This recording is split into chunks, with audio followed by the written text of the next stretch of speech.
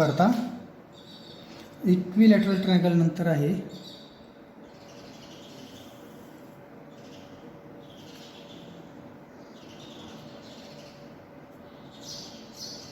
आयसोस्केल triangle. तर आयसोस्केल म्हणजे काय, तर त्याच्या दोन बाजू समान असतात. समजा हा काय घेतला आपण ए, तिथं काय येणार आहे बी, बी. बरं, आता ह्याची पेरिमीटर काय येणार आहे,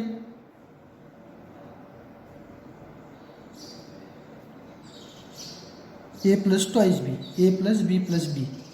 आणि एरिया काय येईल, आता एरियाचा फॉर्म्युला दिलेला आहे A/4 into route 4b² minus a². हा त्याचा फॉर्म्युला आहे. बरं, आता राईट अँगल ट्रायंगलचं असेल राईट अँगल, तर ठीक आहे. म्हणजे त्याची हाईट आपल्याला डायरेक्टच समजते.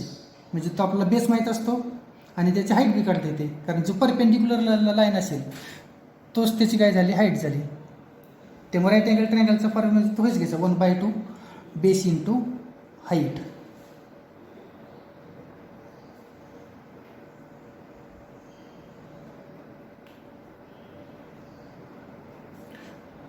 पॅरलेलोग्राम. बरं, आता पॅरलेलोग्राममध्ये काय होतं, त्याचे अपोजिट साईड्स एकमेकाला पॅरल असतात.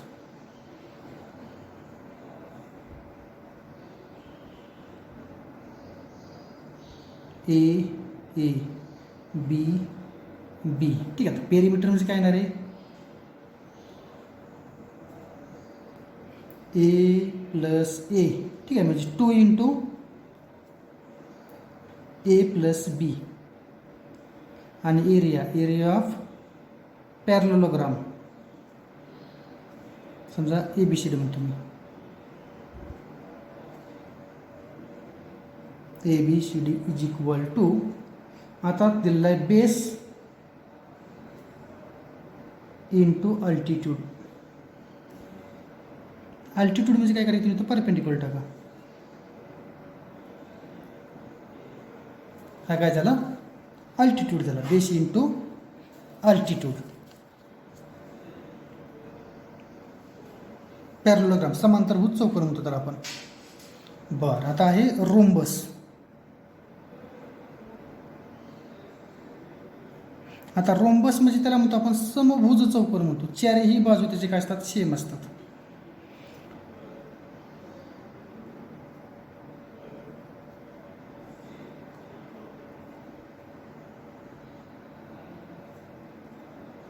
ए ए ए ए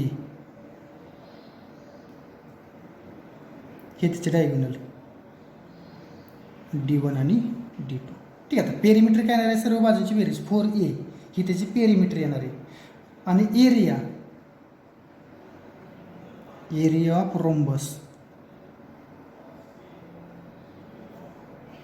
इज इक्वल टू 1/2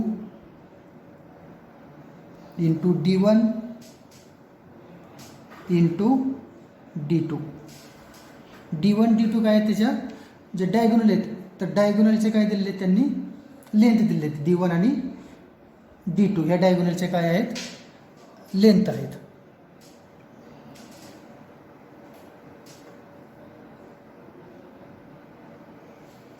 बरं, आता नंतरचं आहे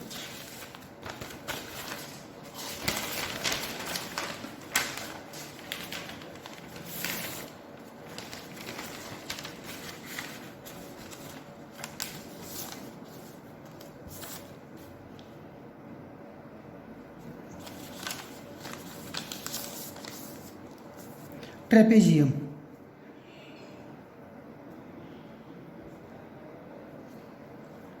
बरं, आता ट्रॅपेझियमची फिगर कशी असते,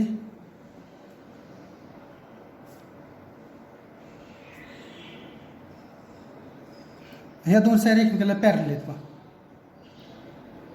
A1 A2 B1 B2.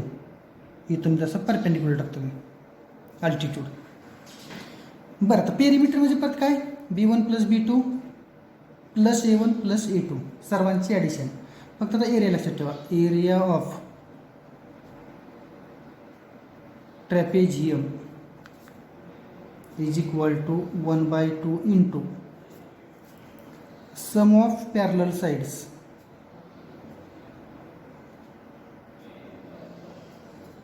Into height. Sum of parallel sides into height. ट्रॅपेझियमचा area 1/2 sum of parallel sides into height. ट्रॅपेझियमचा तो एरिया आहे. बरं, आता एनी क्वाड्रिलॅटरल घेतला. आता क्वाड्रिलॅटरल म्हणजे काय म्हणतो आपण, ठीक आहे, चौकोन. त्याचा आकार कसा आहे असेल, क्वाड्रिलॅटरल.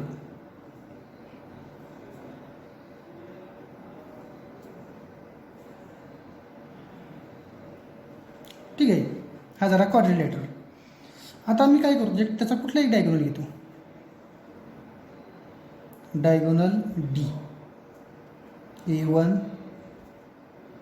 A2 A3 A4. बरं, आता इथला जो व्हर्टेक्स आहे तिथून डायगोनलवरती परपेंडिक्युलर टाकतो, त्याला घेतो H1. त्याचा अपोजिटचा व्हर्टेक्स तिथून परत डायगोनलवरती परपेंडिक्युलर टाका, त्याला घ्या H2.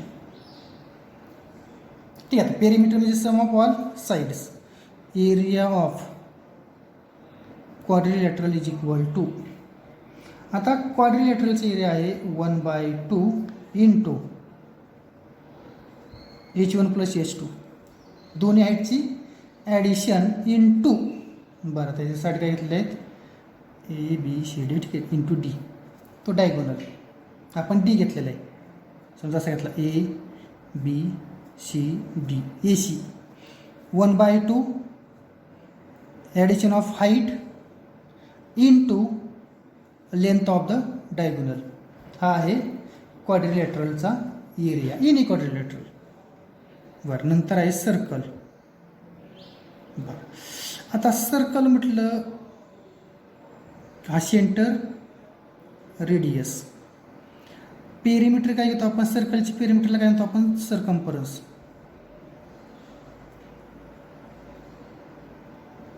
सर्कलचा पेरिमीटर म्हणजे काय, सर्कलचा पेरिमीटर म्हणजे सर्कम्फरन्स. आणि त्याचा सर्कम्फरन्स काय असतो, 2πr. आणि आपल्यामध्ये सर्कलचा एरिया काय असतो, πr². बरं, आता जर सेमी सर्कल असेल तर सेमी म्हणजे अर्ध सर्कल, सेमी सर्कल. आता जर सेमी सर्कल असेल तर पहा, सेंटर इथला R, इथला R. बरं, आता टोटल सर्कल असेल तर काय म्हणतोय आपण, 2πr. म्हणजे हा वरचा पार्ट πr, खालचा पार्ट πr. मग ह्याचा सर्कम्फरन्स काय ते सेमी सर्कलचा वरचा पार्ट πr, फक्त वरचा पार्ट घेतला, आणि प्लस हे सुद्धा येणार आहे, कारण ही त्याची एक बाजूच आहे, R + R, 2r. πr + 2r. आणि 2r म्हटलं की D म्हणतो आपण त्याला, πr + D. आणि एरिया म्हटलं बरोबर ह्याच्या निम्मा येणार आहे. Area of circle is equal to 1/2 πr².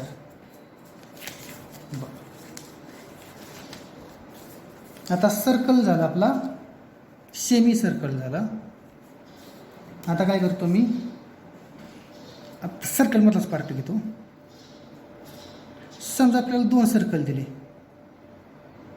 सर्कलच्या आत सर्कल, कॉन्सेंट्रिक सर्कल म्हणतो आपण, त्याचा सेंटर सेम असेल. आणि आपल्याला जर हा 2 सर्कलच्या मधले एरिया काढायला सांगितला.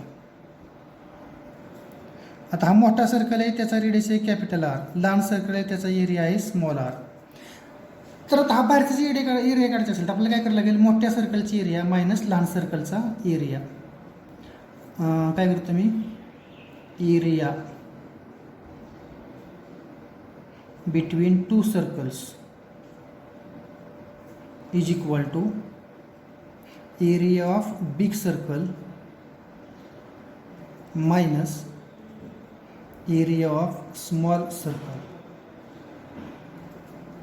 आता बिग सर्कलची एरिया पाय, त्याचा रेडियस घेतला आपण कॅपिटल R, πr², आणि लहानचा एरिया त्याचा एरिया स्मॉल आर आहे. Pi capital R square minus pi small R square. बरं, आता सर्कल घेतला आपण, रेडियस रेडियस त्या दोघांमधला अँगल ओ ए बी. आता ही ए बी काय झाली, आर्क झाली, आर्क. बरं, आपल्याला काय करायचं आहे, आता आर्कचा लेंथ काढायची, length of the arc A बी.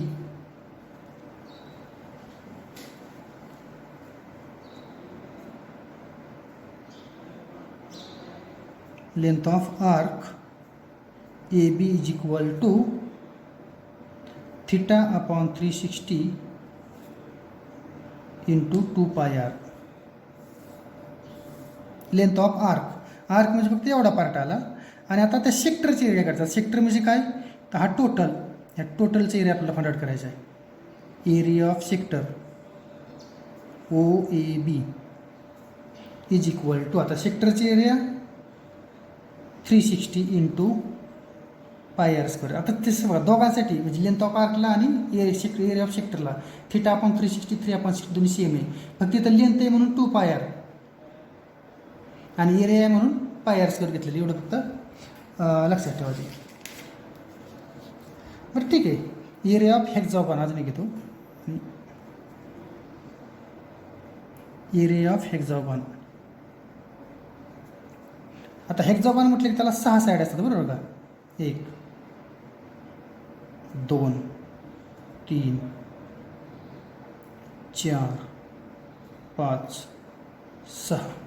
आता हेक्झागॉन म्हणजे तो रेग्युलर हेक्झागॉन आहे, रेग्युलर हेक्झागॉन. त्याचे अपोजिट साईड्स आपण जोडून घेऊ.